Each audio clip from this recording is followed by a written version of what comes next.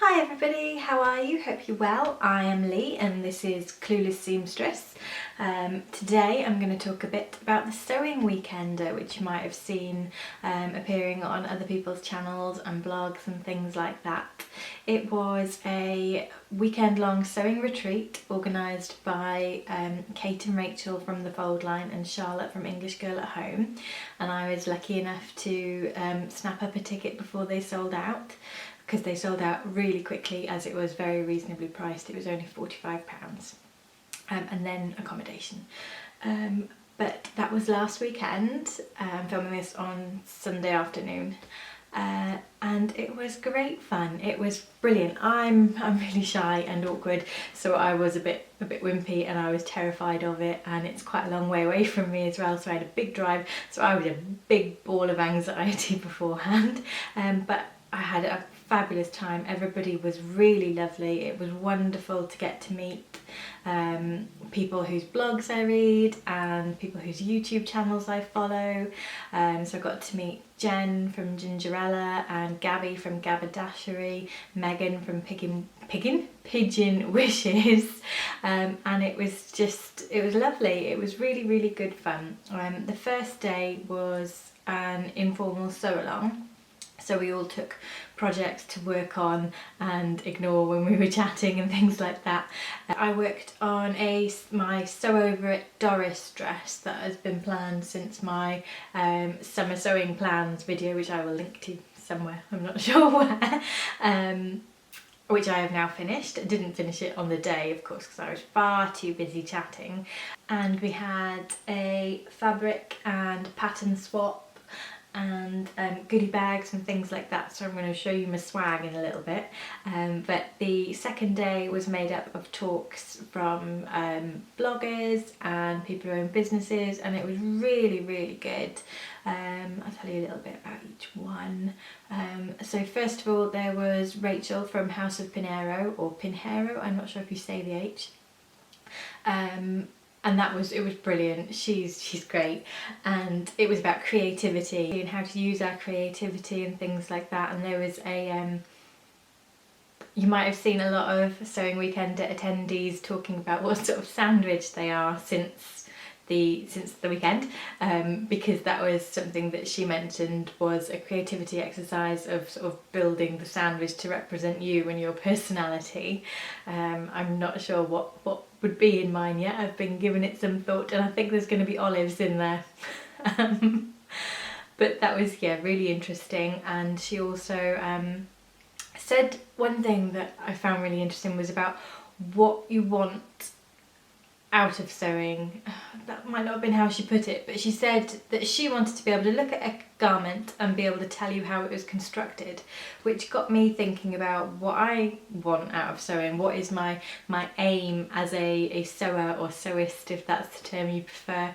And I don't really know. I think fitting. I'd like to be able to look at a garment and see what I have to do to make it fit nicely, you know, because I've made loads of things where I know the fit isn't quite right, but I'm not sure why, and so I think that for me will be how I know I'm good at sewing, is when I know how to make it fit perfectly. I'm sure there were other things I wanted to say about that, but I didn't make any notes, so I'm trying to do all of this from memory. And then we had Grace from Beyond Measure, which is a online shop which sells beautiful sewing accessories. The pin cushions that she makes or has made are beautiful, made out of turned wood or leather, and there's all sorts of different ones. And that was really interesting, seeing about how she went about setting up her business. And then I think it was Marilla Walker who was talking about sort of construction of patterns and sort of a glimpse into her processes, and she was talking a lot about her current obsession with lingerie, which was really funny and really interesting. And then there was Eleanor from Randomly Happy talking about how to build a meaningful wardrobe, which was a very funny talk, really good, and again made you think. It was another good one for making you think about your own wardrobe and development of a personal style. So she did talk about figuring out how you actually spend your time and how to sew for your lifestyle, which sort of hark back to something that Rachel said about how she wants to be comfortable and she wants to be pretty. So when she sees a pattern, what she's thinking about always is how to make it her, how to make it comfortable and how to make it pretty. And I find that really interesting because that is what I want too. I don't, I want to sew things that I'm actually going to wear, but I want to sew things that look really pretty too. Yeah, and something that Elena said, or Elena, I'm not really sure, sorry, was that she has a Pinterest board of her like core style. So when she has a whim to sew something, she looks back at that Pinterest board and thinks, is there anything like this on here? There was lots of mention of flamingos. And I think I might do that. I might set myself a Pinterest board and, try and figure out what I want. So what I want my sort of key style to be. Yeah, so that was really interesting. Who was next? Oh, then we had lunch. After lunch was Tilly from Tilly and the Buttons talking about the development of a pattern from idea through to finished product in the shops that you can get your hands on, which was really interesting to see how that is developed.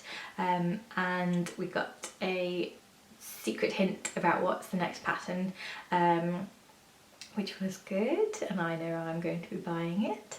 And then there was lovely Gabby from Gabardashery with a talk about YouTubing and vlogging. And yeah, it was really nice to hear her views, and I was just sort of nodding along a lot.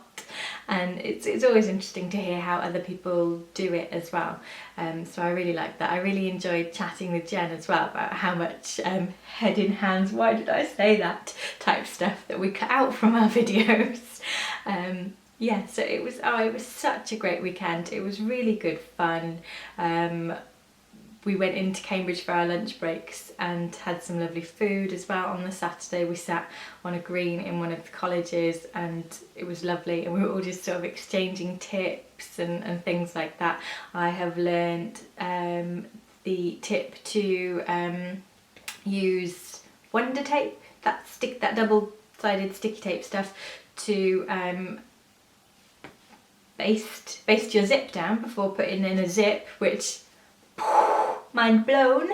And using dental floss for your gathers, so zigzag stitching over it and then using that instead of doing the lines of gathering stitches.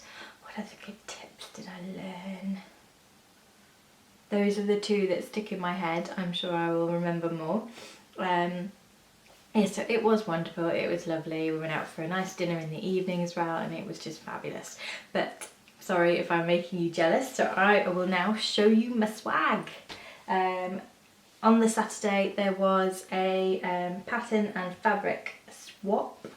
So I only took a couple of patterns and didn't take any fabric because in my head I have plans for all of it and I will use it all. We shall see. Maybe I need to give up the tight clutches on those for the next pattern swap I go to, fabric swap I go to.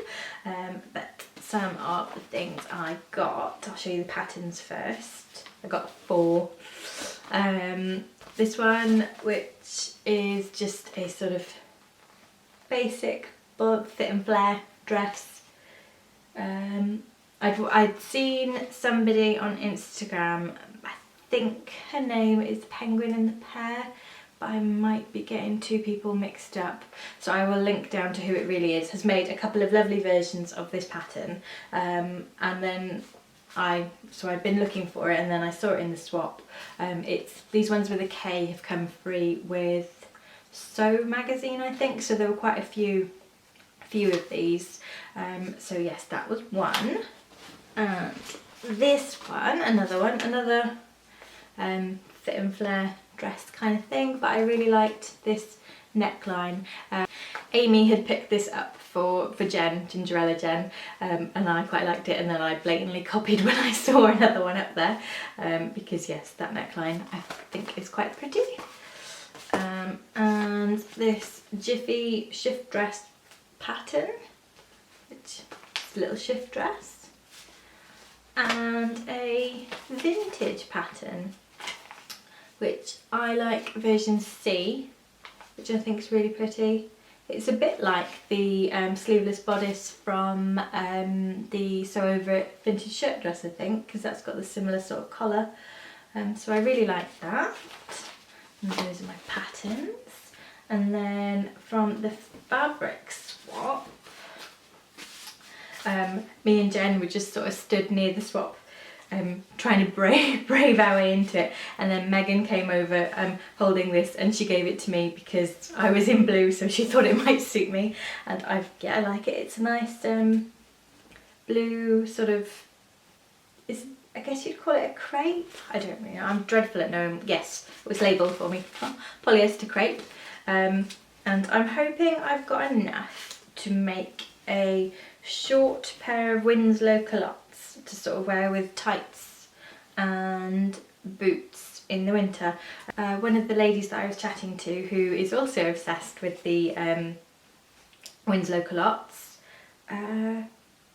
suggested I could colour block it if I needed to, you know, so have a darker band at the bottom or something, because yeah, there isn't that much of it, but I am hopeful.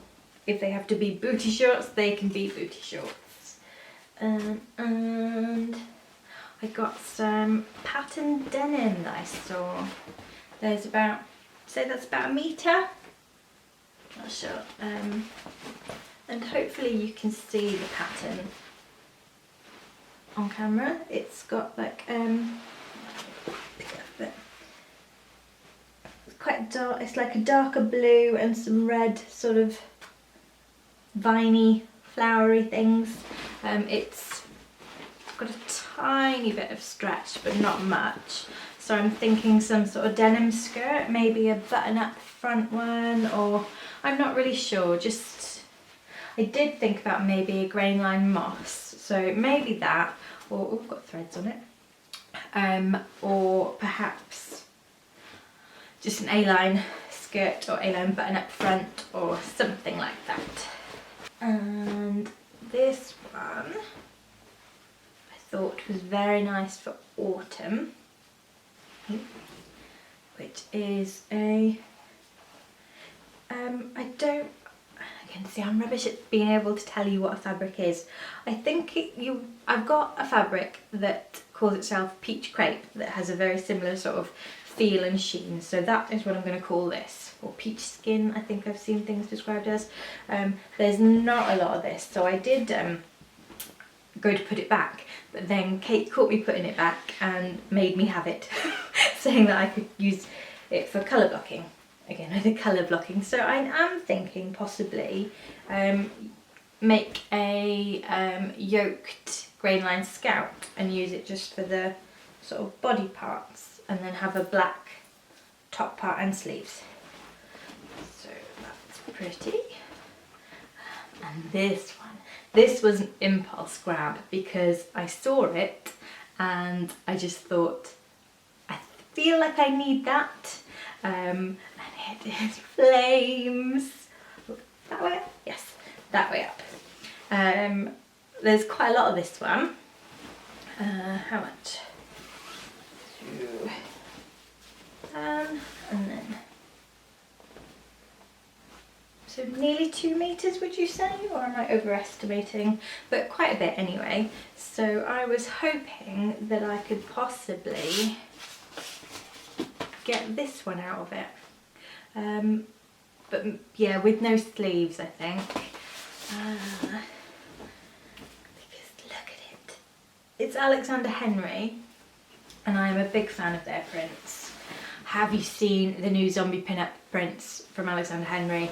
I desperately want the green one, but payday isn't until Wednesday. I'm clinging on, I can resist.